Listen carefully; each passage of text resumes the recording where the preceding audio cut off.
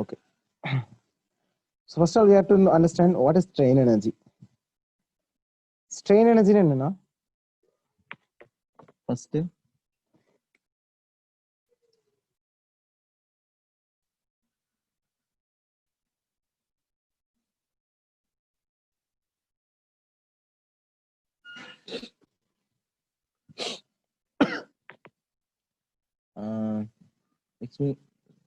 P வேணாம் R S அப்படிங்கிறது ஒரு மெம்பர் சரிங்களா.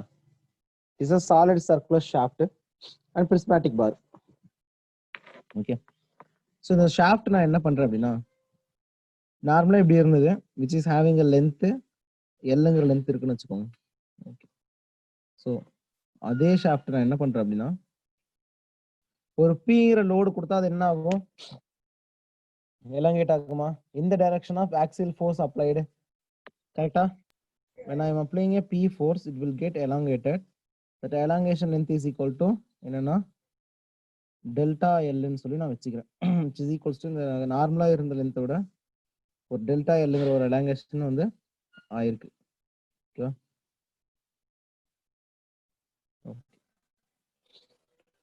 So what is work done? What is work done? Force into displacement. Force into displacement in the direction of force applied must be equals to force into displacement. Dot product. Okay. That is called work. So your energy of the form on the Newton meter, which is equals to, it is also same energy of energy, so same unit of energy, joule. Okay. Similarly, when we are externally applying a load which is equals to P on a member which is having a circular cross section, okay va, circular cross section A. Okay, and the member enna agudhu, it's get elongated, okay, for a distance which is delta L. Okay, or delta nu vechukonga, smaller length na delta na smaller deviation, okay va, delta. So here energy in terms of apply பண்ண load வந்து என்ன ஆகுது அப்படின்னா in terms of energy வந்து என்னன்னா பாடிக்குள்ள store ஆகுது. So அந்த energy பேர் என்ன, ஸ்ட்ரெயின் எனர்ஜி அப்படின்னு சொல்லி நம்ம சொல்றோம். ஓகேவா? ஸோ நார்மலா வந்து எக்ஸ்டர்னலா ஒரு ஒர்க் டன் பண்றதுனால அந்த அந்த பாடியில வந்து ஒரு எனர்ஜி வந்து ஸ்டோர் ஆகுது. அந்த எனர்ஜி வந்து பாத்தீங்க அப்படின்னா இங்க ஸ்ட்ரெயின் எனர்ஜியா இருக்கு. which means ஃபோர்ஸ்ங்கிறது வந்து இங்க applied load and delta. Okay, இது வந்து என்னன்னா ஒரு எனர்ஜியா ஸ்டோர் ஆகுது. அந்த எனர்ஜியோட வேல்யூ வந்து ஃபுல் கம்ப்ளீட் டெரிவேஷன் எங்க வருதுன்னு பாத்தீங்கன்னா இந்த ஒரு கிராஃப் நம்ம எடுத்துக்குவோம். ஸோ திஸ் இஸ் லோடு, இது டிஃப்ளெக்ஷன். ஓகேவா? இருக்கட்டும். ஸோ லோட் டிஃப்ளெக்ஷன் கர்வ்ல நம்ம லோடு கொடுக்க அந்த மெம்பர் என்ன ஆகும், எலாங்கேட் ஆகிட்டே இருக்கும். ஒரு லிமிட்டுக்கு அப்புறம் என்ன ஆகும், நெக்கிங் ஆகி பிரேக் ஆகும். ஓகே, அதில் வந்து ஃபர்ஸ்ட் லோடுக்கும் டிஃப்ளெக்ஷனுக்கும் நான் பார்க்குறேன். அப்படி பார்த்தேன் அப்படின்னா இந்த மாதிரி ஒரு கர்விங் நேச்சர் கிடைக்குது எனக்கு. ஓகேவா? இது எக்ஸ்பெரிமெண்டல் அப்சர்வேஷன். ஓகே, இப்படி இருக்கிற சிஸ்டம்ல நான் இனிஷியலா என்னன்னா இங்க இந்த டெல்டாங்கிறது வந்து பாத்தீங்கன்னா டெல்டாங்கிறது எண்ட் பாயிண்ட் நான் ஃபிக்ஸ் பண்ணிக்கிறேன். Okay, this is deformation.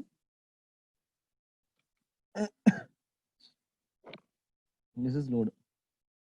Okay, so இங்க இருந்து நான் என்ன பண்றேன் அப்படின்னா இந்த area under load deflection curve வந்து பாத்தீங்கன்னா ஸ்ட்ரெயின் எனர்ஜின்னு சொல்லுவோம்.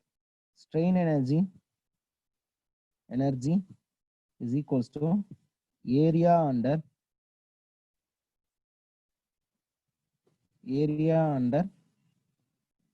load deflection curve.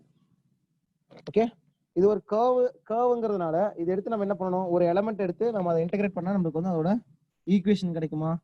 So I am taking this element which is separated from a டெல்டாங்கிற ஒரு டிஸ்டன்ஸ்ல இருந்து. ஓகே, சரி, ஃபார் எக்ஸாம்பிள் இது வந்து டோட்டல் கர்வ் வந்து பார்த்தீங்கன்னா டெல்டா இருக்குன்னு வச்சுக்கோங்க. டெல்டா 1ங்கிற டிஸ்டன்ஸ்ல இருந்து ஓகே டி இன்டூ டெல்டா அப்படிங்கிற ஒரு எலிமெண்ட் நான் எடுத்துக்கிறேன். ஓகே, ஃபார் எக்ஸாம்பிள் இது டெல்டா 1 வச்சுட்டு இது டெல்டான்னு வச்சுக்கோங்க. ஓகே, ஸோ டெல்டா 1 வச்சுக்கோங்க. ஓகே, டெல்டாங்கிற டிஸ்டன்ஸ்ல இருந்து டெல்டா டி டெல்டா அப்படி ஒரு எலிமெண்ட் நான் எடுத்துக்கிறேன். அந்த எலிமெண்டோட டிஸ்டன்ஸ் வந்து பாத்தீங்கன்னா இங்க வெர்டிகலா பாத்தீங்கன்னா பிங்கிற ஒரு லோடு இருக்கு. ஓகேவா? அந்த எலிமெண்ட்டுக்கு. ஓகே, சரி, what is strain energy? Strain எனர்ஜியோட ஃபார்முலா என்னன்னு சொல்லி பாத்தீங்கன்னா யூன்னு நம்ம சொல்லுவோம்.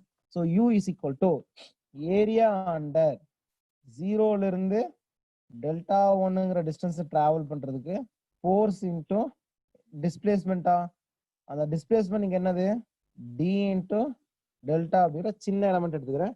அந்த சின்ன எலமெண்ட்டை ஃபோர்ஸ் இன்டூ டிஸ்டன்ஸ் என்னது, இதை வந்து ஹரிசாண்டல் காம்பவுண்ட் வெர்டிகல் காம்பவுண்ட், இதை நான் வந்து ரெக்டாங்குலர் காம்பவுண்ட் எடுத்துக்கிட்டேன் அப்படின்னா பி இன்டூ டெல்டான்னு கிடைக்கும்.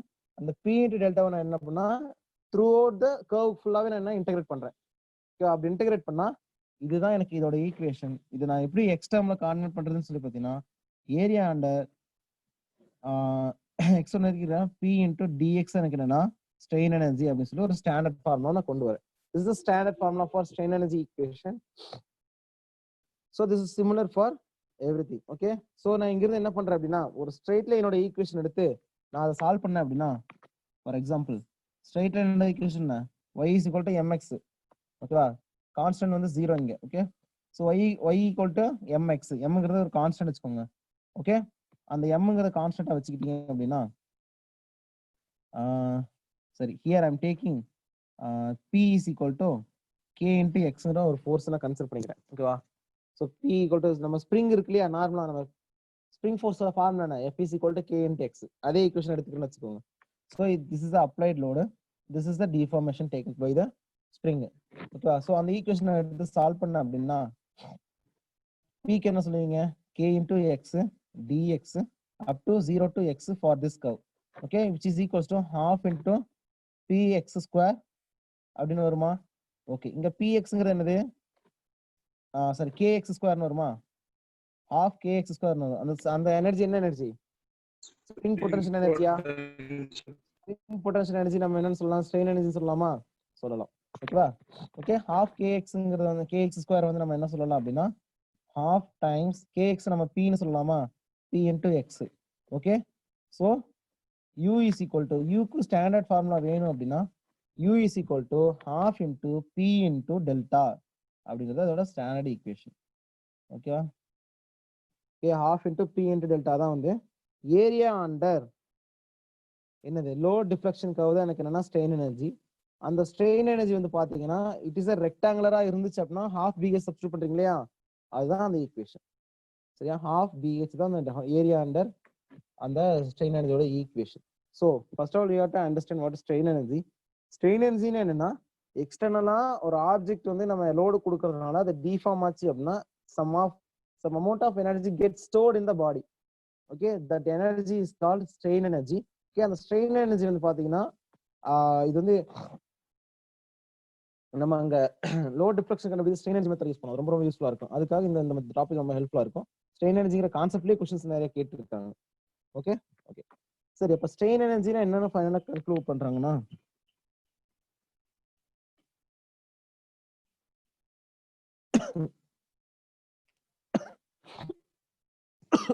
excuse me.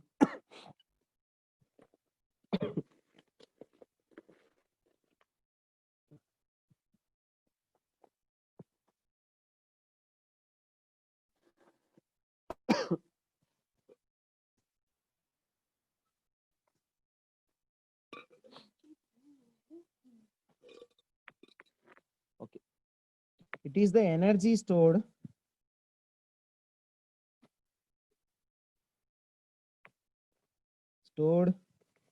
in the material against external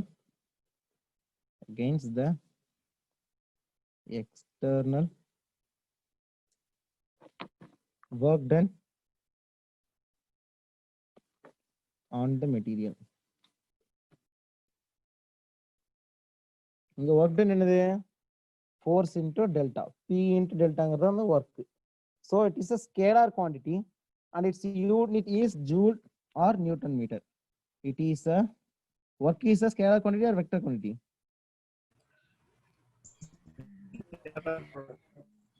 Okay, so and its unit is joule or Newton meter. Okay, இதுதான் strain energy. Okay, so load apply ஆகுறதுனால ஒரு deformation நடக்குது. இந்த டைரக்ஷன் ஆஃப் லோட் அப்ளை டைரக்ஷன்ல இந்த direction of load applied அப்படிங்கிறதுனால அது work done நம்ம சொல்லலாம். அந்த ஒர்க் டன் வந்து பாத்தீங்கன்னா இந்த மெட்டீரியல்ல வந்து பாத்தீங்கன்னா ஒரு எனர்ஜியா ஸ்டோர் ஆகுது. அந்த எனர்ஜி தான் வந்து பாத்தீங்கன்னா ஸ்ப்ரிங்ல பாக்குறப்ப spring potential energy or strain energy சொல்லுவீங்க. அதே தான் இங்கேயும் சொல்றீங்க. ஓகே, நார்மலா ஒரு ஸ்ப்ரிங்கை இது கூட கம்பேர் பண்ணீங்கன்னா எப்படி இருக்கும்? நார்மலா ஒரு ஸ்ப்ரிங் பாத்தீங்க அப்படின்னா எப்படி இருக்கும்? அதையும் சொல்லிடுறேன். நார்மலா ஒரு ஸ்ப்ரிங்கு ஓகேவா, அன்டிஃபார்ம் பாயிண்ட்ல எப்படி இருக்கு? இஃப் இட் இஸ் டிஃபார்ம் ஆச்சுன்னா எப்படி எப்படி ஒரு டிஸ்டன்ஸுக்கு டிஃபார்ம் ஆயிருக்கா?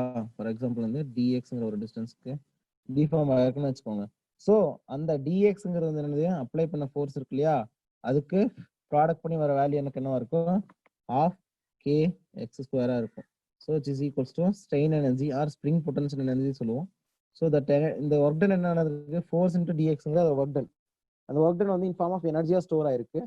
ஓகே, ஆஃப்டர் அன்லோடிங் ஓகேவா, லோடு கொடுத்துட்டு விட்டீங்க அப்படின்னா அந்த ஆப்ஜெக்ட் என்ன ஆகும்? வித்தின் த எலாஸ்டிக் லிமிட்டுக்கு இருந்துச்சுன்னா ரீகெயின் ஆகி போகுது இல்லையா, அதுதான் அந்த ஸ்ப்ரிங் பேக் எஃபெக்ட். ஓகேவா, அந்த ஸ்ப்ரிங் பேக் எஃபெக்ட் எங்க இருக்கும்? வித்தின் த எலாஸ்டிக் லிமிட்டுக்குள்ள இருந்துச்சுன்னா அந்த மாதிரி பிஹேவ் பண்ணும். ஓகேவா, ஸோ இதுல வந்து நிறைய கத்துக்க வேண்டியது இருக்கு. ஸோ இதுக்கு it is also call spring potential energy. Okay, that is call half k x square. Here kx is equal to spring force. சரியா? ஓகே, அது ஒரு சைடுல இருந்தாலும் அதையே நான் எடுத்து என்ன பண்றேன்னா ஒரு மெம்பர் பிரிஸ்மேட்டிக் மெம்பர் கூட நான் கம்பேர் பண்றப்ப அதே மாதிரி தான் பிஹேவ் பண்ணும். அப்ப அதுக்கு அந்த கேஎக்ஸ்ங்கிறது பதிலாக எனக்கு half into p into delta அப்படிங்கிற ஒரு டிஃப்ளெக்ஷன் கிடைக்குது. டிஃப்ளெக்ஷன் டெல்டாங்கிறது வந்து likewise for prismatic bar u is equal to half into p into delta. Okay okay, like spring மாதிரி தான். Next, it is having a three quantities, one resilience, proof resilience, modulus of resilience, and resilience ஓட ultimate தான் வந்து பாத்தீங்கன்னா toughness. ஓகேவா, so first point என்ன? resilience. so எல்லாமே new டேர்ம்ஸா இருந்தாலும் நல்லா தெரிஞ்சுக்கோங்க. ஓகே, resilience அப்படின்னா it is the energy stored in the material, it is the strain energy stored in the material, strain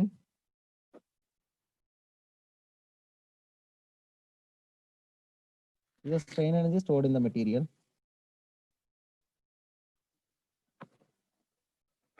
within the proportionality limit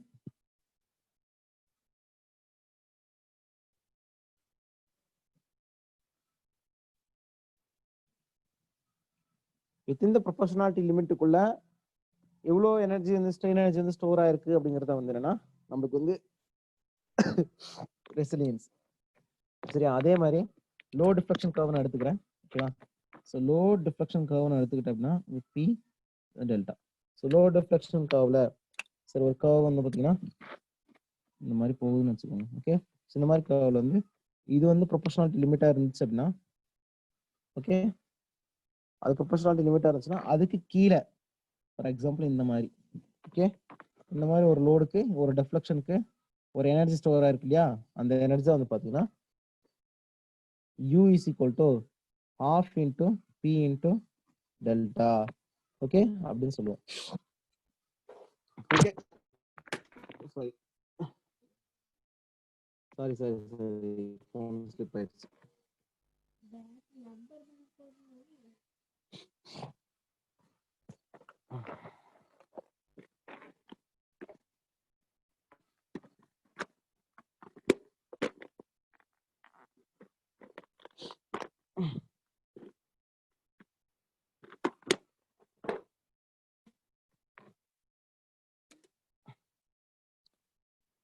okay, u is equal to half into p into delta which is equals to Newton meter. Okay, நியூட்டன்ங்கிறது வந்து force, மீட்டருங்கிறது வந்து displacement deflection. ஓகேங்களா, okay.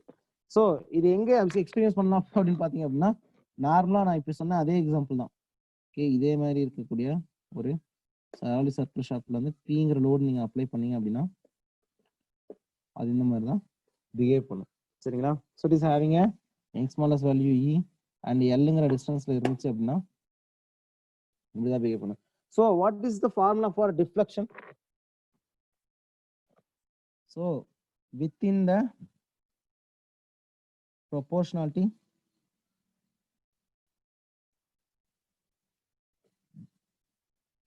limit la, what is the deflection equation? Load into L by AE. இதுதானே நம்ம equation. Yes, sir. Okay, so இதை எடுத்து நம்ம ஸ்ட்ரெயின் எனர்ஜி ஈக்குவேஷன் சப்ஸ்டிட்யூட் பண்றோம்.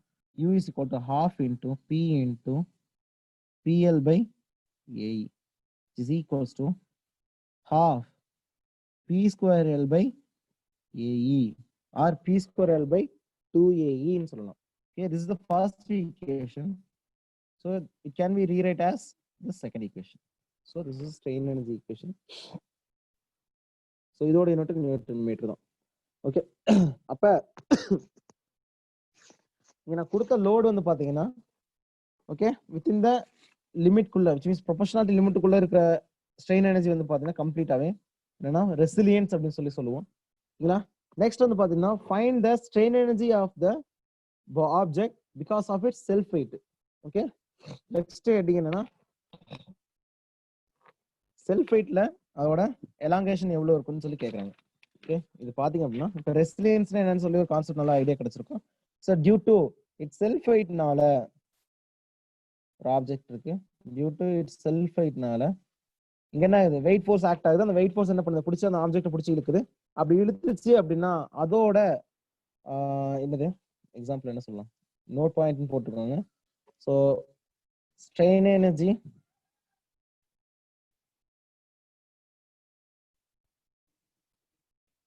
because of self weight, because of self weight. ஓகேவா? So இங்க வந்து நான் என்ன பண்றேன், வழக்கம் போல அதே மாதிரி எக்ஸ்ங்கிற டிஸ்டன்ஸ்ல ஒரு டிஎக்ஸ்ங்கிற ஒரு எலமெண்ட் நான் எடுத்துக்கிறேன். Is having a length L. நான் எக்ஸ்ங்கிற டிஸ்டன்ஸ்ல இருந்து நான் என்ன பண்றேன்னா ஒரு எலமெண்ட் எடுத்துக்கிறேன், d x element.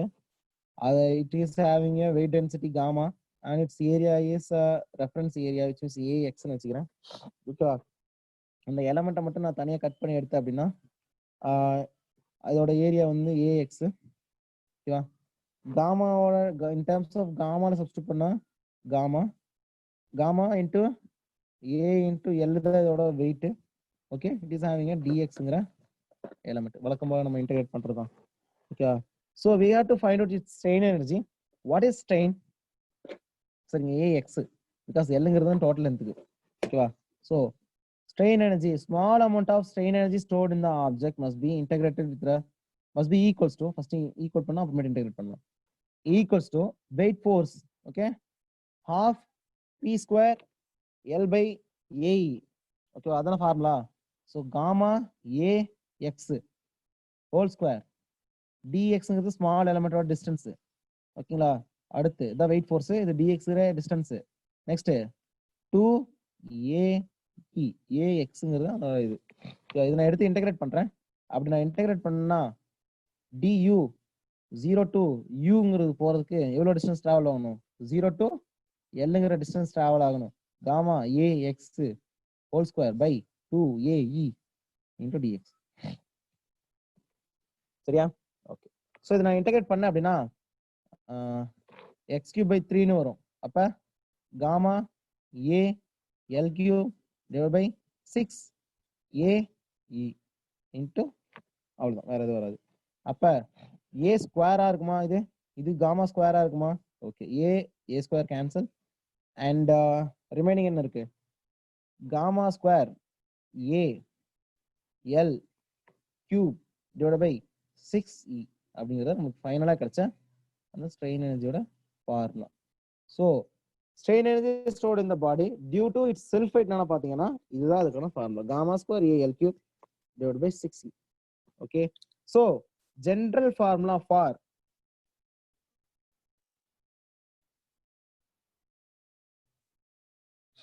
strain energy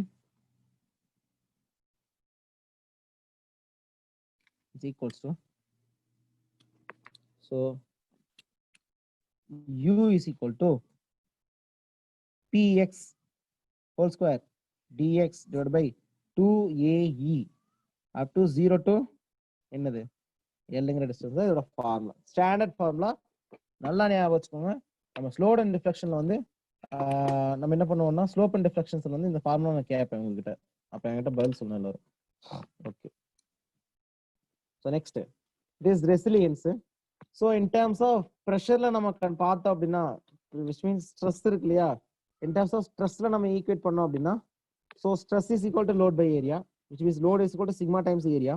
strain is equal to load by deflection divided by original length.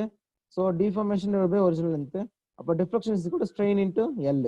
Okay, let's put these two formula combined together. Okay, stress is equal to load by area, which is equals to load is equal to stress into area. Strain is equal to deflection divided by L is equals to strain deflection மட்டும் எனக்கு வேணும் அப்படின்னா strain into L. Okay, what is strain energy formula? Okay, so strain energy formula என்னன்னா U is equal to half into load into deflection, which is equals to half into sigma times A and epsilon times L. Okay, okay. இந்த என்ன சொல்றது, இந்த A into L நம்ம என்னன்னு சொல்லலாம், வால்யூம்னு சொல்லலாமா, area into length வால்யூம்னு சொல்லலாமா. ஓகே, ஸோ இப்போ பார்த்துட்டீங்கன்னா வால்யூமும் மாறிடும். So half volume of sigma into stress into strain. Okay, which is equals to U. So U by volume is equals to half times stress into strain.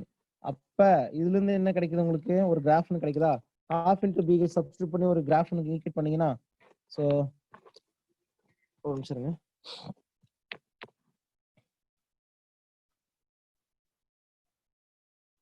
இதெல்லாம் நோட்ல எழுதிக்கோங்க. நோட்ல எழுதிட்டு note முடிஞ்சிருச்சு, நோட் முடிஞ்சதுக்கு அப்புறம் இதை எழுதிக்கணும் தனியா. ஓகே, நெக்ஸ்ட் வந்து பாத்துட்டீங்கன்னா அப்ப half into BH என்னது, இப்படி இருக்கிற ஒரு ஸ்ட்ரெஸ் ஸ்ட்ரெயின் கர்வ்ல எனக்கு என்னது within the proportionality limit, within the proportionality லிமிட்டுக்குள்ள இருக்கிற எனர்ஜி எனக்கு என்ன எனர்ஜி, சிமிலர் ஸ்ட்ரெயின் எனர்ஜி. ஓகேவா, ஓகே. அப்ப இதோட யூனிட் என்ன, newton per metre square, newton per metre square தானே. Okay, so newton metre by metre cube அதோட யூனிட். ஓகே, ஏன்னா வந்து நீங்க என்ன வால்யூம் ஜூல் எனர்ஜி வந்து என்ன வால்யூம்னா டிவைட் பண்ணிருக்கீங்க, அதான் வந்து newton metre per metre cube, இதான் அதோட unit. Okay, from Hooke's law நம்ம இத என்ன ஈக்குவேட் பண்ணலாம், ஃப்ரம் ஹூக்ஸ் லா. ஓகே, இது என்னது, சாரி என்ன சொல்றது, stress by strain and area and stress by strain என்னது, ஸ்ட்ரெயின் எனர்ஜி பர் வால்யூம் சொல்லலாமா, அதான் இந்த curve. Okay, next from Hooke's லா.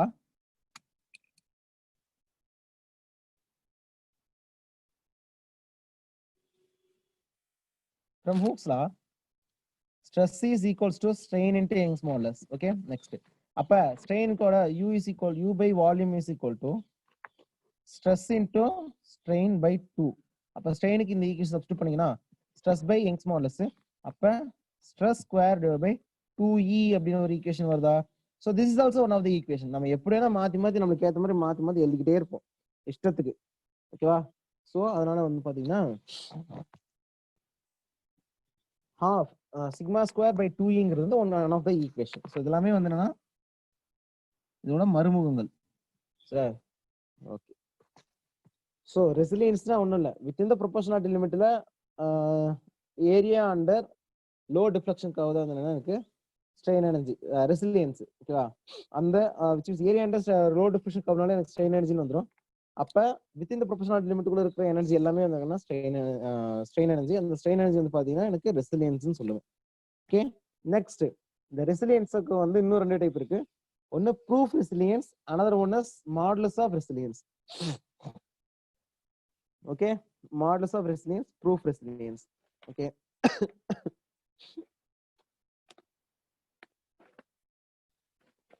இப்ப பாத்துக்கிட்டீங்கன்னா நெக்ஸ்ட் ப்ரூஃப் ரெசிலியன்ஸ். சின்ன டாபிக் தான், ஈஸியா முடிச்சிடலாம்.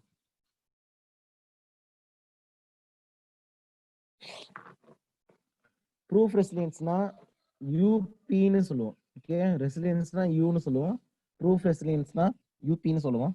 So proof resilience is equals to it is the maximum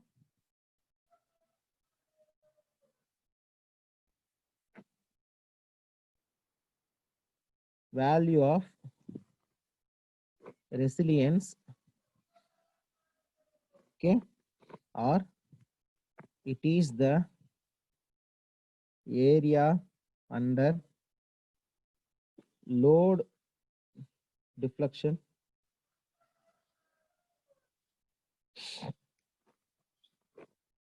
diagram up to proportionality limit.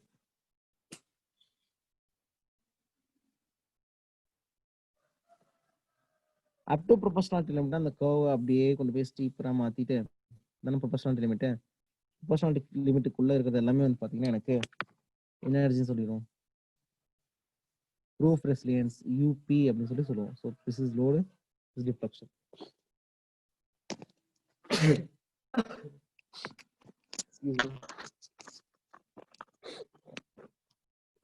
This is proof resilience. Next இன்னொரு டேர்ம் இருக்கு, அது மாடுலஸ் ஆஃப் ரெசிலியன்ஸ். இதெல்லாம் டேர்ம்ஸ் தெரிஞ்சு வச்சுக்கோங்க,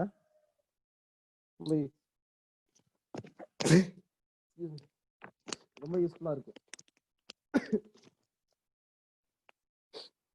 modulus of resilience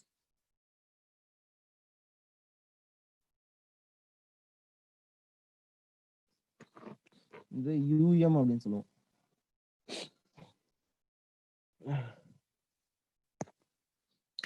So it is the proof resilience per volume, per unit volume. It is the proof resilience per unit volume, okay, or area under stress strain curve இல்லையா, stress strain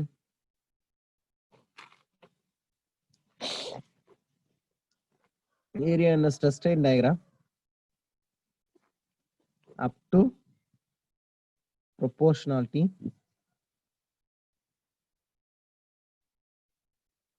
limit. Okay, அதே மாதிரி stress strain diagram நீங்க plot பண்ணீங்க அப்படின்னா, so இப்படி இருந்துச்சுன்னு வச்சுக்கோங்க, sigma strain, okay, up to proportionality limit இது. ஸோ ப்ரொபோஷனாலிட்டி லிமிட் கீழே இருக்கிறது எல்லாமே வந்து என்னன்னா எனக்கு மாடுலஸ் ஆஃப் ரெசிலியன்ஸ்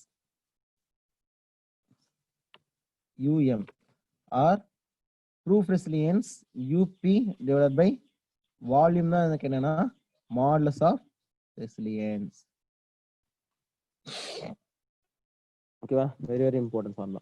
ஸோ அப்போ யூஎம்னா என்ன, மாடுலஸ் ஆஃப் ரெசிலியன்ஸ், அதோட வேல்யூ என்ன, sigma square divide by 2E, okay, up to proportionality limit. Okay, proportionality லிமிட்டுக்குள்ளதான், லிமிட்டுங்கிறதா இதோட condition. Okay, for example for a given material of mild steel rod வந்து பார்த்தீங்கன்னா சிக்மா ப்ரொபோஷனாலிட்டி லிமிட் வந்து பார்த்தீங்கன்னா ஒரு நோட்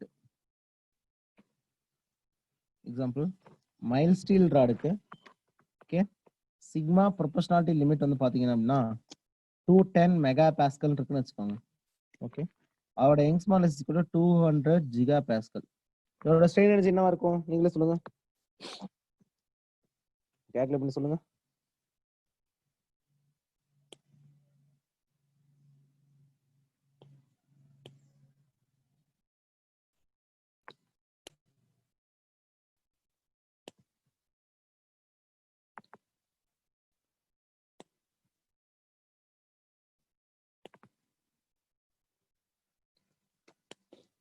ஆன்சர் என்ன?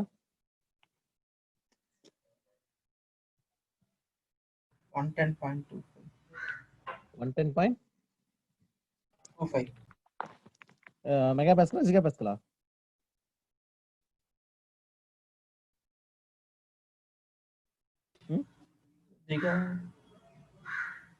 அதாவது mega pascal giga pascal 10 power 3 மட்டும் வச்சுக்கோங்க. ஓகேவா, அப்ப எவ்வளவு வருதுன்னு சொல்லுங்க.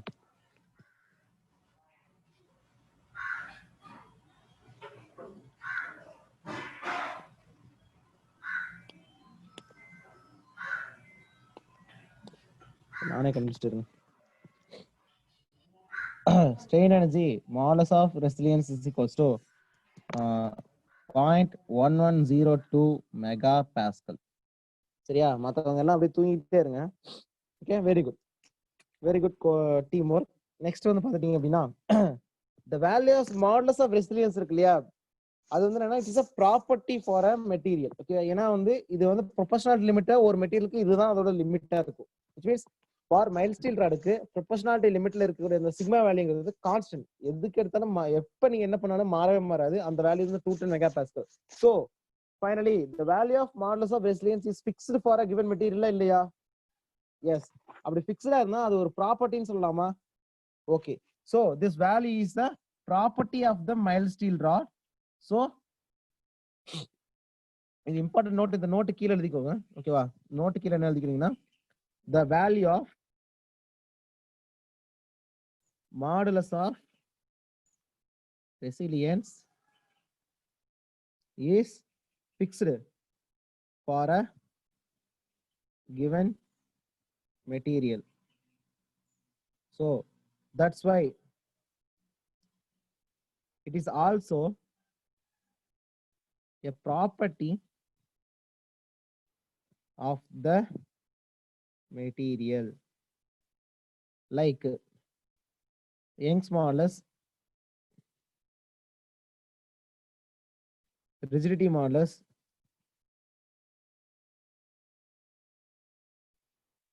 etc. So strain energy of the material also a fixed quantity. The value never going to be changed with respect to the material. Okay, modulus of resilienceங்கிறது ஒரு property of the material. எப்படி யங்ஸ் மாடலஸ்ங்கிற ஒரு ப்ராப்பர்ட்டியோ, rigidity மாடலஸ்ங்கிற ஒரு ப்ராப்பர்ட்டியோ, Young's modulus of resilience is one of the property because it's sigma value is fixed for that point. ஓகேவா? அப்ப யங்ஸ் மாடலஸ் ஃபிக்ஸ்ங்கிறதுனால அது வர குவாண்டிட்டி எனக்கு என்னன்னா ஃபிக்ஸ்டு குவாண்டிட்டி. சரியா? ஓகே, நெக்ஸ்ட் வந்து பாத்துட்டீங்கன்னா டஃப்னஸ்.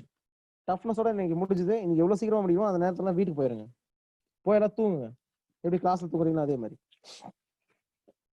Next toughness.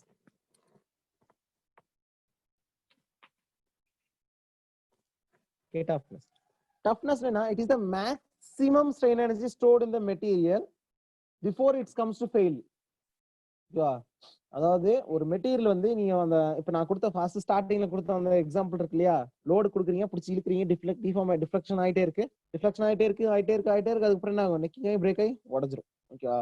சோ அப்ப ஒர்க் டன் நடந்துகிட்டே இருக்கு, ஒரு ஒர்க் டன் நடந்துகிட்டே இருக்கு, ஒரு எனர்ஜி ஸ்டோர் ஆயிட்டே இருக்கு. அதுக்கப்புறம் என்ன ஆயிடுச்சுன்னா அந்த மெட்டீரியல் ஃபெயிலியர் ஆகிற வரைக்கும் ஒரு எனர்ஜி ஸ்டோர் ஆயிட்டே இருக்கு. அந்த எனர்ஜிக்கு பேர் என்ன? டஃப்னஸ் அப்படின்னு பேரு. ஓகேவா? So it is the maximum value of strain energy that the material can store just before the fracture. fracture ஆகிற வரைக்குமே அதுக்குள்ள ஸ்டோர் ஆகக்கூடிய மேக்ஸிமம் ஸ்ட்ரெயின் எனர்ஜி தான் என்னன்னா எனக்கு வந்து toughness. Okay, so it is the maximum value of strain energy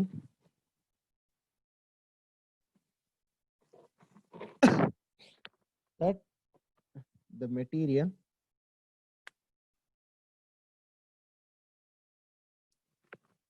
can store just before the fracture. Okay, or it is the area under low deflection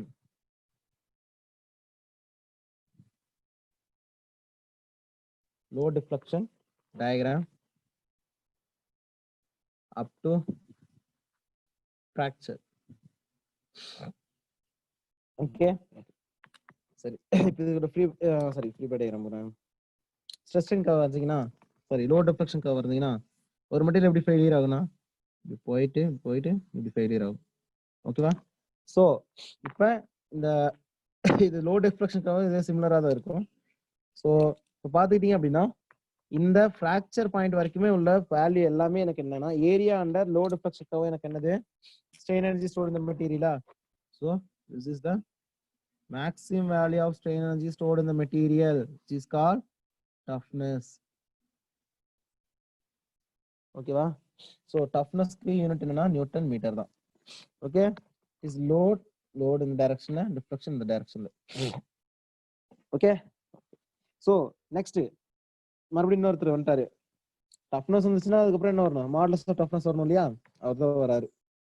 modulus of toughness என்னன்னா area under stress strain curve up to fracture வரைக்கும். Okay, modulus of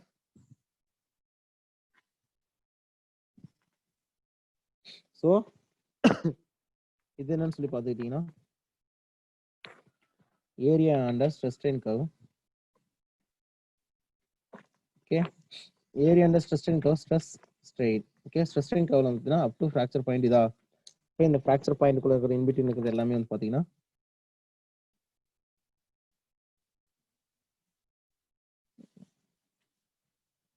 so this is called toughness divided by volume. Okay, or modulus of toughness. Okay, so this is strain energy, this is shear stress. Okay, so toughness is the must property or very important property of the material. Okay, so ஒரு material வந்து எந்த அளவுக்கு அது அதனால என்னது பேர் பண்ணிக்க முடியும், which means ஒரு ஒர்க் தாங்க முடியும் அப்படிங்கிறது வந்து அதோட toughness. So it is the very important property of the material. Toughness is the note போட்டுக்கோங்க.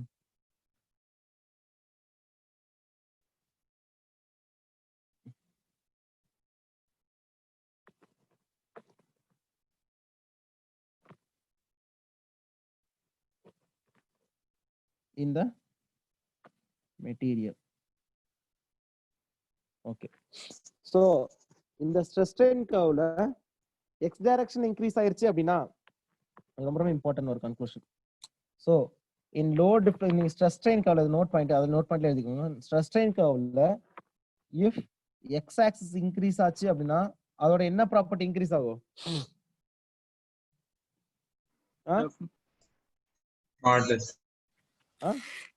டிஃபார்மேஷன் ஜோன் அதிகமா இருக்குமா? அப்படி டிஃபார்மேஷன் ஜோன் அதிகமா இருந்துச்சுன்னா அது என்ன material? Elastic material, ductile material. ஓகேவா. So ductile material, elastic. Okay, ductility என்ன ஆகும்? இன்க்ரீஸ் ஆகும். ஓகேவா. அதே வந்து ஏன் ஒய் ஆக்சிஸ் இன்க்ரீஸ் ஆச்சுன்னா பிரிட்டில்னஸ் இன்க்ரீஸ் ஆகும். அதே மாதிரி strength of the material also increasing. So strength and brittle வந்து இன்க்ரீஸ் ஆகும்.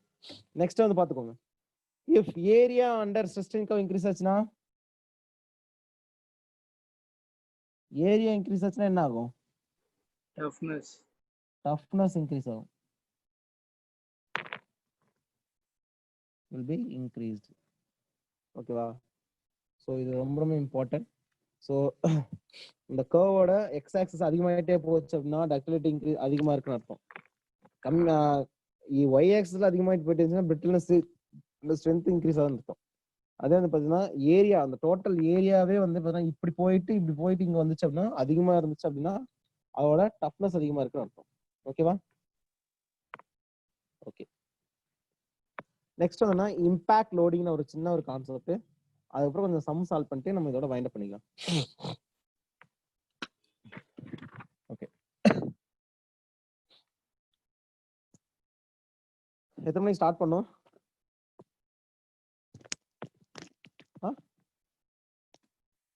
3:20 4:20 ஆயிடுச்சு. 1 hour ஆயிடுச்சு, இன்னொரு 1 hour இருக்கு. ஓகே, என்னன்னா next impact loading.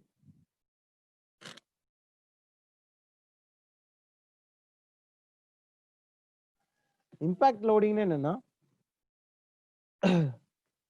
Very short time இன்டர்வல்ல, ஓகே, வெரி ஷார்ட் டைம் இன்டர்வல்ல வந்து ஒரு லோட் ஆக்ட் ஆகுது இம்பாக்ட் லோடிங். ஓகே, இம்பாக்ட்னா very large amount of force acting short duration.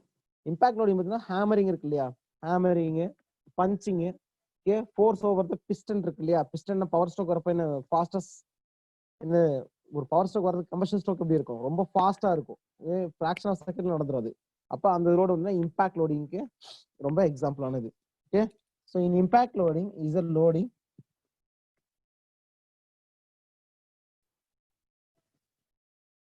is a loading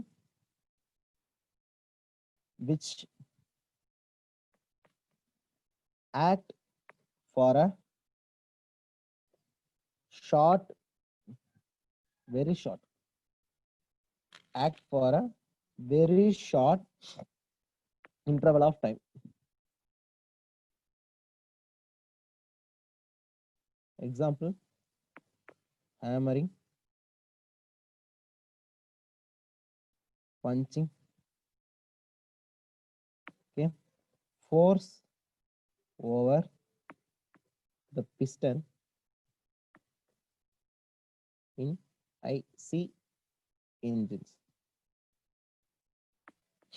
etc. Okay, next இப்போ இதுக்கு எக்ஸாம்பிள் பார்த்துட்டீங்கன்னா டீசா ஒரு மெம்பர் எடுத்துக்கிறேன். ஸோ கிராஸ் செக்ஷன் இது இதோட லோடு வந்து டபிள்யூங்கிறது இதோட லோடு. இட் இஸ் ஆக்டிங்னா ஹெச்ங்கிற டிஸ்டன்ஸ்ல ஆக்ட் ஆகுது. இட் இஸ் ஹேவிங் எல்லுங்கிற லென்த் இருக்கு இந்த ஆப்ஜெக்ட்டுக்கு, இந்த மெம்பருக்கு. ஸோ இதுக்கு ஏங்கிற ஏரியா இருக்கு, கிராஸ் செக்ஷன் ஏரியா இருக்கு. So V is the velocity of the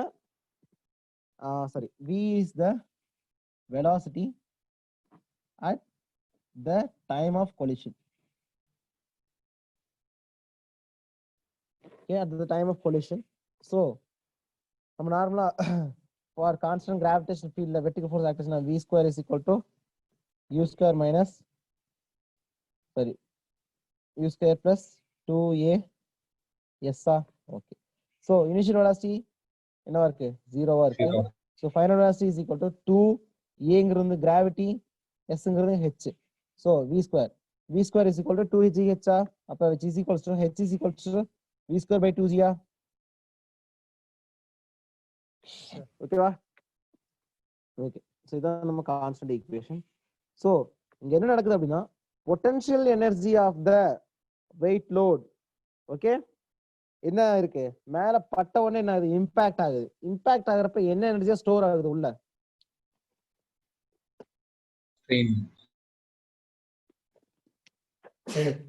very good, strain energy. சரியா? அப்ப potential energy of the wait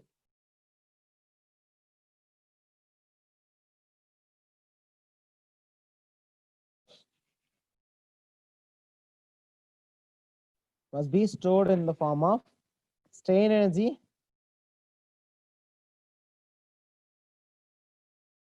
stored in the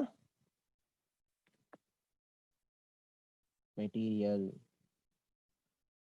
Very good. So இங்க நார்மலா வந்து இம்பாக்ட் ஸ்ட்ரெஸ்ங்கிறது பாத்தீங்க அப்படின்னா, இம்பாக்ட் ஸ்ட்ரெஸ்ங்கிறது பாத்தீங்கன்னா நார்மலா இருக்கக்கூடிய, இப்ப நம்ம லோடு கொடுக்குறோம்னு வச்சுக்கோங்க, லோடு கொடுத்தா ஒரு கம்ப்ரசிவ் ஃபோர்ஸ் கொடுத்தா நார்மலா ஒரு டபிள்யூங்கிற ஒரு கம்ப்ரசிவ் ஃபோர்ஸ் கொடுக்குறீங்கன்னு வச்சுக்கோங்க, அது என்னவா இருக்கும், ஒரு கம்ப்ரசிவ் ஃபோர்ஸா ஆக்ட் ஆகும். ஓகேவா? அதே வந்து பாத்தீங்கன்னா இம்பாக்ட்னால அந்த சடனா வந்து ஒரு எக்ஸ்ட்ரா ஒரு ஃபோர்ஸ் ஆக்ட் ஆகுதுல, which means potential energy store ஆகுறதுனால அந்த எனர்ஜி வந்து என்னன்னா ஸ்டாட்டிக் ஃபோர்ஸ் விட ஒரு இம்பாக்ட் ஃபேக்டர் அப்படிங்கிற டேர்ம் வந்து மல்டிபிள் ஆகும். which means ஸ்டாட்டிக் ஸ்ட்ரெஸ் கூட ஒரு impact factor, very very important term. Impact factor அப்படி ஒரு ஃபேக்டர் வந்து என்னன்னா உள்ள வந்து அடிஷனலா ஆட் ஆகும். That impact factor is equals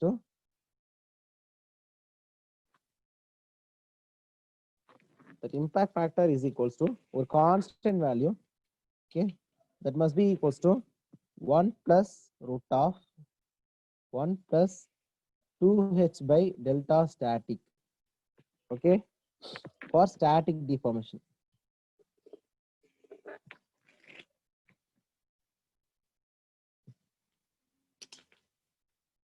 For static deformation, so 1 plus root of 1 plus 2h by delta static. இதான் வந்து என்னன்னா நம்ம இம்பாக்ட் ஃபேக்டரோட ஃபார்முலா.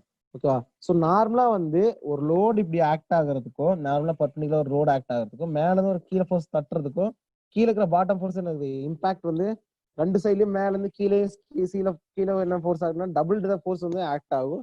அதை நான் பின்னாடி சால்வ் பண்றேன். ஓகேவா? அப்ப ஃபர்ஸ்ட் இந்த இம்பாக்ட் ஃபேக்டர்னால வந்து இன்னொரு எக்ஸ்ட்ரா அடிஷ்னலா வந்து இன்னொரு எஃபெக்ட் வந்து இருக்கும் அப்படிங்கறத கொஞ்சம் புரிஞ்சுக்கோங்க. ஒரே நிமிஷம்.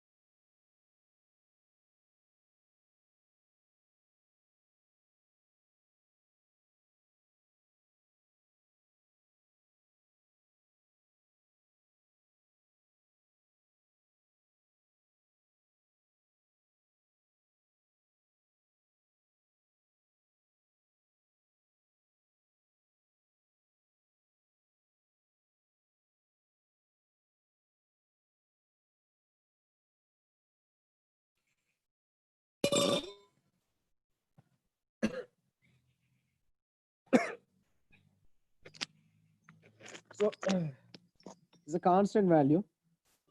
அதனால நோட் பண்ணி வச்சுக்கோங்க. ஓகே ஓகே நெக்ஸ்ட் நார்மலா வந்து பாத்தீங்க அப்படின்னா இப்போ இந்த ஃபார்முலா நம்ம எப்படி யூஸ் பண்றதுன்னா for what is static stress அது கூட நம்ம எப்படி இம்பாக்ட் ஃபேக்டர் மல்டிபிள் பண்றதுன்னு பாத்தீங்க அப்படின்னா so first of all we have to calculate steps எப்படி ஃபாலோ பண்றதுன்னு பாத்துக்கோங்க. இது நல்லா தெரிஞ்சுக்கோங்க.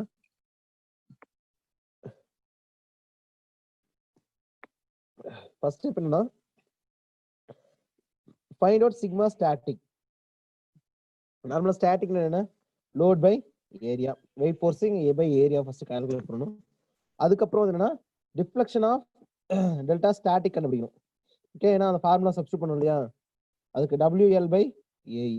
ஓகே, நெக்ஸ்ட் தேர்ட் ஸ்டெப் வந்து பாத்தீங்க அப்படின்னா first we have to calculate H is equals to V square by 2G equation substitute பண்ணி நம்ம H கால்குலேட் பண்ணிட்டோம் அப்படின்னா அதுக்கப்புறம் என்ன பண்ணலாம், H டெல்டா தெரிஞ்சது அப்படின்னா நம்ம 2H by delta static substitute பண்ணோம்னா இம்பாக்ட் ஃபேக்டர் கண்டுபிடிக்கலாம்.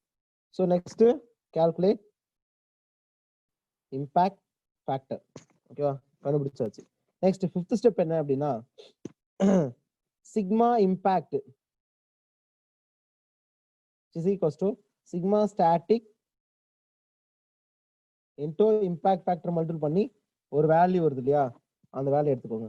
தட் வேல்யூ மஸ்ட் என்னவா இருக்கணும், சிக்மா அலோவபிள் விட என்னவா இருக்கணும், கம்மியா இருக்கணும். ஓகேவா, அப்படி கம்மியா இருந்தாதான் என்னது மெட்டீரியல் வந்து என்னது அந்த லோட வித்ஸ்டாண்ட் பண்ணும், இல்ல அந்த மெட்டீரியல் கொலாப்ஸ் ஆயிரும். ஓகே, அதே மாதிரி செவன்த் ஒன் பாத்தீங்கன்னா டெல்டா இம்பாக்ட். அந்த டெல்டா இம்பாக்ட் வந்து பாத்தீங்கன்னா is equals to delta static into impact factor. That in delta static impact value also எனக்கு என்ன இருக்கணும், less than the delta allowable இருக்கணும். So this is the steps for using this method. So first நார்மலா வந்து load apply ஆனா இந்த மாதிரி இருக்கு கால்குலேட் பண்ணிட்டு ஸோ ஸ்டாட்டிக் கண்டிஷனுக்கு எப்படி இருக்கும் அது டெல்டா ஸ்டாட்டிக் கண்டுபிடிச்சா இம்பாக்ட் ஃபேக்டர் கண்டுபிடிச்சா இம்பாக்ட் ஃபேக்டர் கண்டுபிடிச்சு 1 by 1 சப்ஸ்டிட் பண்ணிடலாம். ஓகே, நெக்ஸ்ட் வந்து பாத்தீங்கன்னா ரொம்ப ரொம்ப இம்பார்ட்டன்ட் ஒரு நோட் ஒன்று. ஓகே, நோட்ல இங்க நோட்ல பாத்தீங்கன்னா நார்மலா வந்து ஒரு ஆப்ஜெக்ட்ல ஒரு W லோட் ஆக்ட் ஆகிறதுக்கும் ஒரு H is equal to 0ங்கிற டிஸ்டன்ஸ்ல இருந்து ஆகக்கூடிய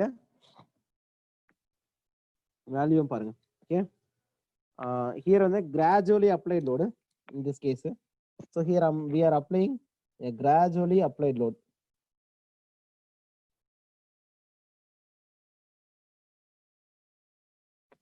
Load இந்த கண்டிஷனுக்கு யூஸ் பண்ணிக்கிறோம். அடுத்த கேஸ் வந்து பாத்தீங்கன்னா suddenly applied load. இந்த கேஸ் இது suddenly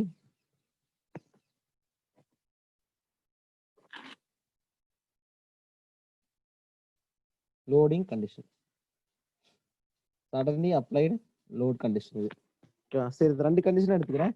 இங்க என்னன்னா 0ங்கிற லோட்ல இருந்து டபுள்ங்கிற லோடு வந்து சடனா ஆக்ட் ஆயிருச்சு. அதே இங்க வந்து பாத்தீங்கன்னா 0ங்கிற லோடு 1 2 3 அப்படின்ட்டு போயிட்டே இருந்து டபுள்ங்கிற லோட அச்சீவ் பண்ணுன்னு வச்சுக்கோங்க. ஃபார் எக்ஸாம்பிள் 100 kg வந்து நான் என்ன பண்றேன்னா 100 நியூட்டன் என்ன பண்றேன் 0 10 20 அப்படின்னு போறது வந்து கிராஜுவலி அப்ளை லோடு. 0 to 100 சடனா போறது வந்து பாத்தீங்கன்னா suddenly apply load. Which means suddenly applied லோடுனால வந்து என்ன அப்படின்னு சொல்லி பாத்தீங்கன்னா இப்போ நார்மலா இந்த ஃபோர்ஸ் இப்படி வைக்கிறதுக்கும் இப்படி தட்டுறதுக்கு ஒரு வித்தியாசம் இருக்கு இல்லையா? அப்படி தட்டினா என்ன ஆகும், கீழே மேல இருந்து வந்த ஒரு ஃபோர்ஸ் கீழே இருந்து ஒரு ரியாக்ஷன் வந்து என்ன பண்ணா ரெண்டுமே சேர்ந்து என்ன கம்பைன் பண்ணி இதை பிடிச்சி அமுத்தும். ஃபார் எக்ஸாம்பிள் வந்து பாத்தீங்கன்னா நீங்களே வந்து சப்பாத்தி மாவு எடுத்துக்கோங்க. சப்பாத்தி மாவு எடுத்து மெதுவா அழுத்துறதுக்கோ மேல தட்டுறதுக்கு எவ்வளவு எனர்ஜி இதாகுது. கீழ இருந்து நீங்க கையில தட்டினாலே தெரியும், மேல இருக்கிறது ஒரு ஃபோர்ஸ் கொடுக்குறீங்க, கீழ இருந்து ஒரு ஃபோர்ஸ் மேல வருது. அது 2 ஃபோர்ஸுமே 2 கம்பைண்ட் ஆகி எனக்கு 2 times double times the force load வந்து அப்ளை ஆகுது. இம்பாக்டோட வெரி வெரி இம்பார்ட்டன்ட் ஸ்ட்ரெஸ் பண்றக்கூடிய பாயிண்டே அதுதான். ஸோ இங்க என்னன்னா இம்பாக்ட் ஃபேக்டர் இங்க என்னவா இருக்குன்னா இம்பாக்ட் ஃபேக்டர் என்னன்னா 2வா இருக்கும். For if h is equal to 0வா இருந்தா அதோட வேல்யூ சப்ஸ்டிட் பண்ணுங்க. இம்பாக்ட் ஃபேக்டர் ஃபார்முலா என்ன நமக்கு, h is equal to 0வா இருந்துச்சு அப்படின்னா எனக்கு என்னவா இருக்கும், h is equal to 0 means larger force என்னன்னா டக்குன்னு இந்த மாதிரி கொடுக்குறது. ஓகே, அந்த கேஸ்ல h is equal to 0 substitute பண்ணி அந்த கேஸ்ல என்ன ஆகும் 1 + 1 என்ன வரும் 2வா மாறிடும். அப்ப நான் வந்து ஒரு லோடு வந்து அந்த ஷார்ட்டர் டியூரேஷன் அப்படி தட்டுறப்ப என்னங்கன்னா மேல இருந்து ஒரு கீழே ஒரு ஃபோர்ஸ், கீழ இருந்து ஒரு மேல ஃபோர்ஸ், ரியாக்ஷன் ஃபோர்ஸ் என்னன்னா அந்த ஃபிராக்ஷன் ஆஃப் டைம்ல ஆக்ட் ஆகுறதுனால double the value of force வந்து லோடு வந்து ஆக்ட் ஆகும் அந்த ஆப்ஜெக்ட் மேல. ஸோ அப்ப சடன்லி அப்ளைட் லோடுனால எனக்கு என்ன ஆகுது அப்படின்னா இம்பாக்ட் வந்து டபுள் த டைம் ஆகும். So suddenly apply sigma suddenly applied லோடுக்கு வந்து பாத்தீங்கன்னா சிக்மா ஸ்டாட்டிக் கண்டிஷனை விட 2 times the value impact factor multiply. அதே மாதிரி டெல்டா சடன்லி வந்து பாத்தீங்கன்னா எனக்கு என்னவா இருக்கும், okay, delta static into 2 times the value of இது வந்து எக்ஸிஸ்ட் ஆகும். நார்மலா வச்சு ஒரு இந்த லோடு கொடுத்து அழுத்துறதுக்கும் அதே லோட வந்து நீங்க என்னன்னா சடனா கொடுத்து அழுத்துறதுக்கும் வந்து பாத்தீங்கன்னா ஸ்டாட்டிக் டிஃப்ளெக்ஷன் வந்து பாத்தீங்கன்னா டபுள் த டைம் இருக்கும். ஓகே, அதே மாதிரி ஸ்ட்ரெஸ் வந்து பாத்தீங்கன்னா double the value of stress வந்து அதுல டெவலப் ஆகும். ஓகேங்களா?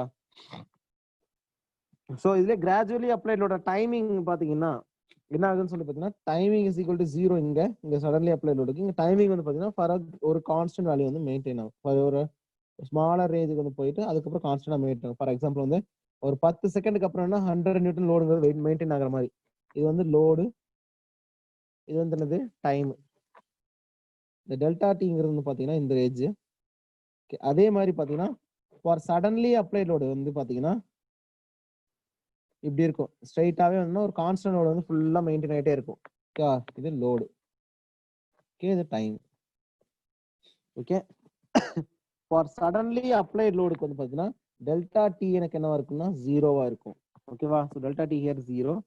ஸோ இதுதான் வந்து என்னன்னா இந்த ரெண்டுக்கான major difference. Okay, suddenly applied லோடுக்கும் கிராஜுவலி அப்ளைட் லோடுக்கும் இல்ல இம்பாக்ட் ஃபேக்டருக்கான வித்தியாசம் இதுதான். ஓகேவா? ஸோ இதை வச்சு ஒரு சம் ஒன்று இருக்கு, இதுக்கப்புறம் சம் மட்டும் சால்வ் பண்ணிட்டு நம்ம எல்லாம் கிளம்பிடலாம். ஓகே, ஸோ இது வரைக்கும் என்னன்னா ஸ்ட்ரெயின் எனர்ஜினா என்ன சொல்லி பார்த்தோம். ஸ்ட்ரெயின் எனர்ஜினா என்ன, ஒரு எக்ஸ்டர்னலா அப்ளை பண்ற லோடுனால ஒரு டிஃபார்மேஷன் நடக்குது. அந்த deformation load into deformation work done. So ஒரு எக்ஸ்டர்னல் ஒர்க் டன்னால அந்த மெட்டீரியல் வந்து ஒரு எனர்ஜி வந்து ஸ்டோர் ஆகுது. அந்த எனர்ஜி தான் வந்து என்னன்னா ஸ்ட்ரெயின் எனர்ஜி. ஓகேவா? ஓகே, ஸோ அந்த ஸ்ட்ரெயின் எனர்ஜி வந்து பாத்தீங்கன்னா ரெசிலியன்ஸ் அப்படின்னு சொல்லி சொல்றோம். எப்படின்னா வித்தின் த ப்ரொபோஷனாலிட்டி லிமிட்டுக்குள்ள இருந்துச்சுன்னா அது resilience, up to proportionality limit வரைக்கும் இருந்துச்சுன்னா அது ப்ரூஃப் ரெசிலியன்ஸ். அதே வந்து பாத்தீங்கன்னா ரெசிலியன்ஸ் பர் வால்யூம் இருந்துச்சு அப்படின்னா ப்ரூஃப் ரெசிலியன்ஸ் பர் வால்யூம் இருந்துச்சுன்னா அதுக்கு பேர் வந்து ப்ரொபோஷனாலிட்டி லிமிட்ல இருக்கக்கூடிய ரெசிலியன்ஸோட பர் வால்யூம் போட்டிங்க அப்படின்னா நம்மளுக்கு என்ன கிடைக்குன்னா மாடுலஸ் ஆஃப் ரெசிலியன்ஸ் கிடைக்கும். ஓகே, மாடுலஸ் ஆஃப் ரெசிலியன்ஸ்னாலே பர் வால்யூம் அப்படின்னு அர்த்தம். ஓகே, நெக்ஸ்ட் வந்து பாத்துக்கிட்டீங்க அப்படின்னா ஸோ மாடுலஸ் ஆஃப் ரெசிலியன்ஸ் பார்த்தா அப்புறம் toughness. Toughness is the maximum amount of strain energy stored in the material before its failure or fracture. Before the fracture வரைக்கும், before ஃப்ராக்சருக்கு முன்னாடி வரைக்கும் எவ்வளவு எனர்ஜி ஸ்டோர் ஆயிருக்கு மேக்ஸிமம் அப்படிங்கிறத வந்து என்னன்னா நம்ம டஃப்னஸ் சொல்லுவோம். ஸோ அதுல வந்து சின்ன சின்ன ஒரு சில டேர்ம்ஸ்ல பார்த்தோம். அதுக்கப்புறம் இம்பாக்ட் லோடிங்னு என்னன்னு சொல்லி பார்த்தோம். இம்பாக்ட் லோடிங்னு என்னன்னா ஒரு ஹைட்ல இருந்து ஒரு லோடை வந்து நம்ம என்ன ஒரு லோடிங், இந்த லோடிங் வந்து என்னன்னா ரொம்ப வெரி ஷார்ட் டைம் இன்டர்வல்ல which is equals delta t is equal to 0ங்கிற டைம்ல நம்ம என்ன பண்றோம் அப்படின்னா சடனா வந்து ஒரு 10 kg எடுத்து நம்ம பந்து எடுத்து அடிக்கிறோம்ல அந்த மாதிரி சடனா வந்து பாத்தீங்கன்னா ஒரு 10 kg இல்ல ஒரு 20 kg 100 kg வந்து மெயின்டைன் ஆயிட்டே இருக்கிற மாதிரி நம்ம என்ன பண்றோம்னா மேல இருந்து கீழே அழுத்தி அப்படியே வச்சிடறோம் அப்படிங்கிற மாதிரி ஓகே. ஸோ அதான் வந்து இம்பாக்ட் லோடிங். ஸோ இதுல என்னன்னா அந்த இம்பாக்ட் லோடிங் வந்து பாத்தீங்கன்னா நார்மல் லோடிங்கை விட இம்பாக்ட் லோடிங் ஸ்ட்ரெஸ் வந்து அதிகமா இருக்கும். அது எப்படின்னு பாத்தீங்கன்னா சடன்லி அப்ளைட் லோடா இருந்தா இம்பாக்ட் ஃபேக்டர் வந்து டபுள் த டைம் இருக்கும். அது கிராஜுவலி அப்ளைட் லோட் இருந்தா இம்பாக்ட் வந்து 2 கம்மியா தான் இருக்கும். ஓகேவா? ஓகே சரி. அப்படி நம்ம எப்படி கால்குலேட் பண்றதுன்னா நார்மலா லோடிங் பார்த்தீங்கன்னா லோட் பை ஏரியான்னு சப்ஸ்டிட் பண்ணுவோம். அதே மாதிரி டிஃப்ளெக்ஷனுக்கு வந்து WL பை ஏன்னு சப்ஸ்டிட் பண்ணுவோம். ஓகேவா? அதே கேஸ் நான் என்ன பண்றேன்னா ஒரு இம்பாக்ட் ஃபேக்டரால மல்டிபிள் பண்ணிக்கிறேன். அந்த இம்பாக்ட் ஃபேக்டர் எதை டிபெண்ட் பண்ணி இருக்குது அப்படின்னு பாத்தீங்கன்னா how much amount of potential energy it gains or how much heightல இருந்து நம்ம போடுறோம் அது எவ்வளவு தூரம் டிஃப்ளெக்ட் ஆகுது அப்படிங்கிறதுக்கு ஏற்ற மாதிரி நம்ம கால்குலேட் பண்ணி ரூட் ஆஃப் 2h சரி 1 plus root of 1 plus 2h divide by delta static. Static கண்டிஷன்ல இருந்த டெல்டாவையும் நம்ம ஹைட்டையும் நம்ம கம்பேர் பண்ணி பார்க்கறது இந்த இம்பாக்ட் ஃபேக்டரோட ஒரு ப்ராப்பர்ட்டி. ஓகேவா? சரி. இப்போ இந்த இம்பாக்ட் ஃபேக்டர் இம்பாக்ட் ஸ்ட்ரெஸ் வந்து அலோவபிள் ஸ்ட்ரெஸ்ஸோட கம்மியா இருந்தா அந்த மெட்டீரியல் சேஃப், இல்ல அப்படின்னா அந்த மெட்டீரியல் நாட் சேஃப். ஓகேவா? சரி. அப்போ கிராஜுவலி அப்ளைட் லோடுக்கு சடன்லி அப்ளைட் லோடுக்கு வித்தியாசத்தை பார்த்தோம். சடன்லி அப்ளைட் லோட்ல வந்து பார்த்தீங்கன்னா இம்பாக்ட் ஃபேக்டர் வந்து 2 டைம்ஸ் இருக்கும். அதே வந்து பாத்தீங்கன்னா சரி இதுல வந்து பாத்தீங்கன்னா டைம் இஸ் 0 அப்படிங்கிற டைம்ல வந்து நம்ம அப்ளை பண்றதுனால இந்த இடத்துல வந்து என்ன இருக்கும் அப்படின்னா இந்த இம்பாக்ட் ஃபேக்டர் வந்து டபுள் த டைம் இருக்கும். Okay. Gradual applied delta T இருக்கும். இங்க delta T is equal to 0வா இருக்கும். சரிங்களா? இது ரெண்டும் ஒரு சைடுல எழுதிக்கோங்க. அப்போ உங்களுக்கு ஈஸியா புரியும். சொல்லுங்க சொல்லுங்க சொல்லுங்க. இம்பாக்ட்க்கும் இம்பல்ஸ்க்கும் என்ன சார் வித்தியாசம்? இம்பாக்ட் இம்பல்ஸ் எல்லாம் ஒரே, அதாவது very large amount of force ஆக்டிங்னா ஷார்ட்டர் டியூரேஷன் தான் இம்பல்ஸ். இம்பாக்ட்ல இருந்து பாத்தீங்கன்னா ஏதோ ஒரு வேல்யூ சடன் 0 டைம் இன்டர்வல் வந்து ஆக்ட் ஆகுறது வந்து இம்பாக்ட். எல்லாம் சிமிலர் மீனிங் தான் வரும், ஒன்றும் பிரச்சனை இல்லை, அதேதான். ஓகேங்களா சார்? சொல்லுங்க. இதுல இந்த ஐஎஃப் சார் இன்டகிரேட் என்ன ஃபேக்டர் இம்பாக்ட் ஃபேக்டர் அது 2 ஆகணும்னா h 0 ஆகணும்னு சொன்னீங்க சார். h 0னா என்ன அர்த்தம் sir? h sorry h is equal to 0 இந்த ஃபார்முலா நான் கொடுத்தல. இல்ல அப்ப அந்த வெயிட் வந்து 0ன்ற டிஸ்டன்ஸ்ல பாருங்க. சோ இந்த ஃபார்முலா வந்து டெரைவ் பண்றது பெரிய ஈக்குவேஷன். ஏன்னா அது சார் h வந்து அந்த இதுக்கு நடுவுல இருக்க கேப் h equal to 0னா அப்ப இனிஷியலா அது முட்டிக்கிட்டே இருக்கணும் அப்படின்றீங்களா? அதாவது அந்த ஃபிராக்ஷன் ஆஃப் செகண்ட்ல வந்து sudden loading. Okay. h is equal to 0 means என்ன பண்றீங்கன்னா ஒரு டென்னை வந்து ஸ்மாலர் டிஸ்டன்ஸ்ல இருந்து டப்புன்னு போட்டுறீங்க அப்படிங்கிற மாதிரி இந்த இம்பாக்ட் லோடிங்க்கு. இம்பாக்ட் விழுகிறதுக்கு முன்னாடிக்கான டிஸ்டன்ஸ் தானே சார்? என்னது? அந்த லோட் அப்ளை ஆகிறதுக்கு முன்னாடி அந்த இது லோட் எங்க இருக்கோ அதுக்கு கேப் இருக்குல்ல, கேப் தான் h. அந்த h இங்க கேப் வந்து 0 தான். ஓகேங்களா? இங்க 0வா இருந்தாலுமே சாரி இங்க 0 மீன்ஸ் டைம் இன்டர்வல் பாருங்க. டைம் இன்டர்வல் பாத்தீங்கன்னா இங்க டெல்டா டி வந்து கிராஜுவலா அப்ளை ஆயிட்டு இருக்கு. 100 லோடுங்கிறத ரீச் ஆகிறதுக்குன்னா மெதுவா ரீச் ஆகுது. ஆனா இங்க என்ன பண்றேன்னா டைம் இஸ் ஈக்குவல் டு 0 டைம்ல வந்து சடனா டிராப் பண்ணிடுறேன். ஓகேங்களா? which means இந்த இடத்துல வந்து h is equal to 0 வரும்னா உங்களுக்கு ஈஸியா 2ன்னு புரியுமேன்னு சொல்றதுக்காக எக்ஸ்பிளைன் பண்ணணும். சரிங்களா?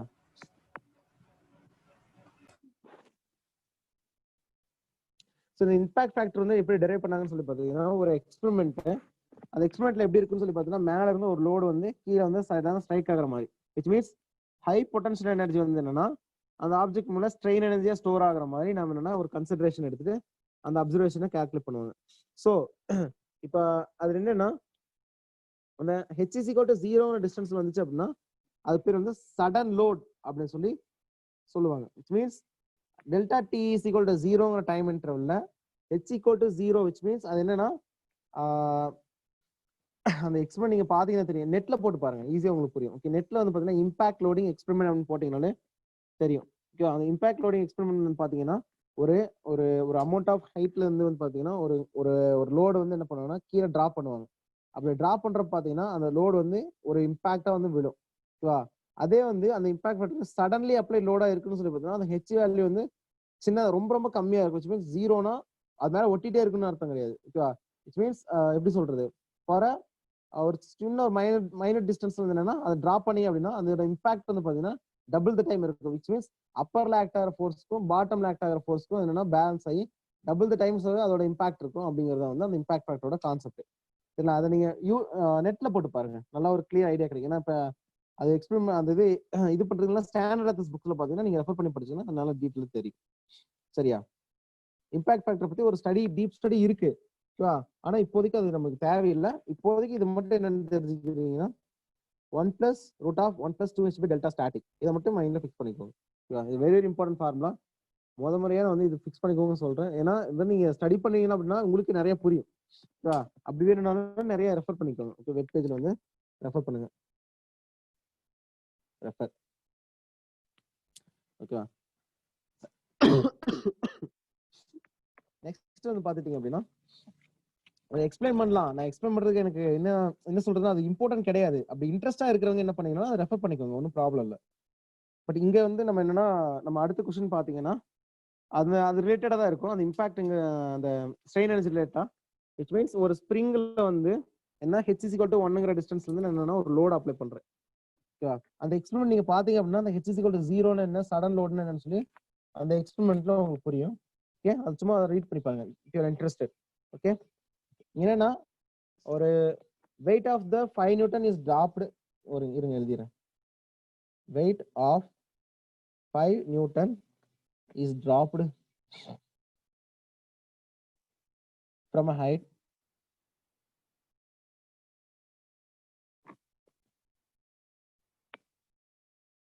of 200 mm, which is 0.2 meter.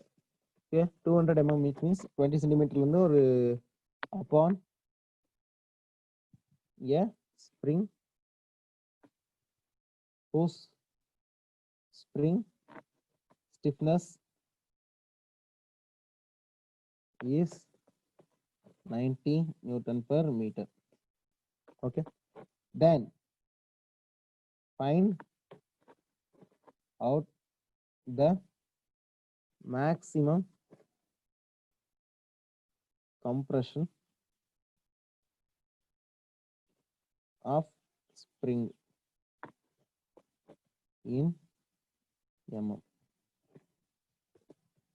Okay, இப்போ என்னன்னா இது எப்படி இமேஜின் பண்றதுன்னு பாத்தீங்கன்னா ஒரு 5 நியூட்டனுங்கிறது பார்த்தீங்கன்னா இது மாதிரி ஒரு செட்டப் மேலே 5 நியூட்டனுங்கிற லோடு விழுதுன்னு வச்சுக்கோங்க. இதுல ஒரு ஸ்ப்ரிங் இருக்க மாதிரி வச்சுக்கோங்க, இமேஜின் பண்ணிக்கோங்க. ஓகே, இந்த ஸ்ப்ரிங் மேல என்னன்னா எவ்வளவு சென்டிமீட்டர் ஹைட்டு, 20 சென்டிமீட்டர் ஹைட்டுங்கிற டிஸ்டன்ஸ்ல இருந்து நான் என்னன்னா டிராப் பண்றேன். அப்படி டிராப் பண்ணா ஃபர்ஸ்ட் இது என்னென்ன மெத்தட்ல நம்ம சால்வ் பண்ண சொன்னேன். ஃபர்ஸ்ட் இதோட எவ்வளவு கேட்டிருக்காங்க, மேக்ஸிமம் கம்ப்ரஷன் கேட்டிருக்காங்க. அப்போ டெல்டா ஸ்டாட்டிக்ங்கிற வேல்யூ நான் ஃபைண்ட் அவுட் பண்ணணும். Okay, for static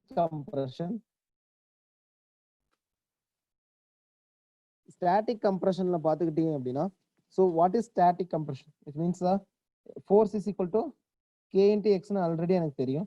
so here டெல்டாங்கிறதுனா அந்த டிஃப்ளெக்ஷன். so அந்த ஸ்டாட்டிக் கம்ப்ரஷன் நான் கால்குலேட் பண்ணனும்.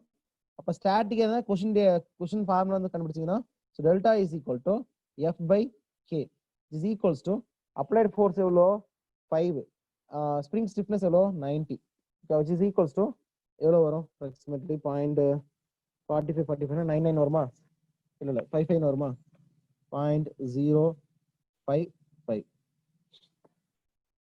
ஓகே, 5 4 45 45 அப்படின்னு போயிட்டு இருக்கு. ஓகே, நெக்ஸ்ட் பாத்துட்டீங்கன்னா இதுதான் இதோட வேல்யூ எம்எம்ல இருக்கும். ஓகே, 0.55 சாரி நியூட்டன் மீட்டர்ல இருக்கும். இது பாத்தீங்கன்னா எனக்கு என்ன இருக்கும், டெல்டா இஸ் ஈக்குவல் டு 55.5 அப்படின்னு எம்எம் இருக்கும். ஓகே, ஸோ இது ஸ்டாட்டிக் கம்ப்ரஷன் கேஸ். நெக்ஸ்ட் பாத்தீங்கன்னா impact factor we have to find out. ஏன்னா இம்பாக்ட் ஃபேக்டரோட மல்டிபிள் பண்ணி வர வேல்யூ தான் வந்துருன்னா அந்த value total value, because it is impact லோடிங்கிறதுனால. Okay, so impact factor which is impact factor is equals to 1 plus root of 1 plus 2h by delta static. Impact factor is equals to 1 plus root of 1 plus 2 into height எவ்வளோ mm 200 mm 200 mm divided by 55.5 அப்படிங்கிற mmல substitute பண்ணீங்கன்னா உங்களுக்கு என்ன வருதுன்னு calculate பண்ணி சொல்லுங்க. Impact ஃபேக்டரோட value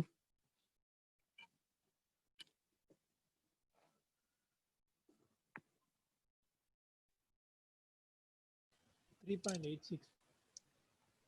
3.86.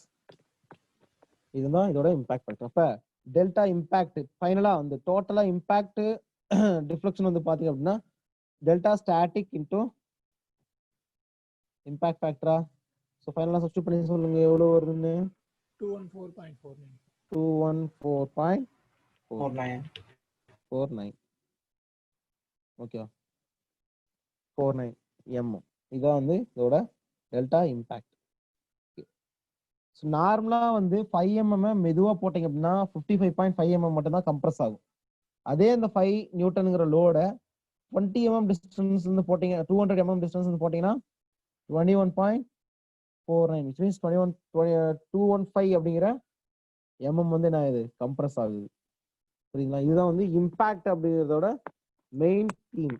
ஓகேவா? ஸோ நார்மலா ஒரு லோட அனுப்புறதுக்கும் ஸோ ஒரு ஹைட்ல இருந்து போடுறதுக்கும் இதுதான் வந்து வித்தியாசம். ஸோ ஹைட்ல இருந்து போட்டீங்கன்னா எப்பயுமே வந்து இப்போ உங்க போனே வந்து நார்மலா கீழே வைக்கிறதுக்கும் மேல இருந்து விழுறதுக்கு வித்தியாசம் இருக்கு இல்லையா? அதுக்கு என்ன இம்பாக்ட்னால தான் வந்து அந்த போன் வந்து பிரேக் ஆகுது.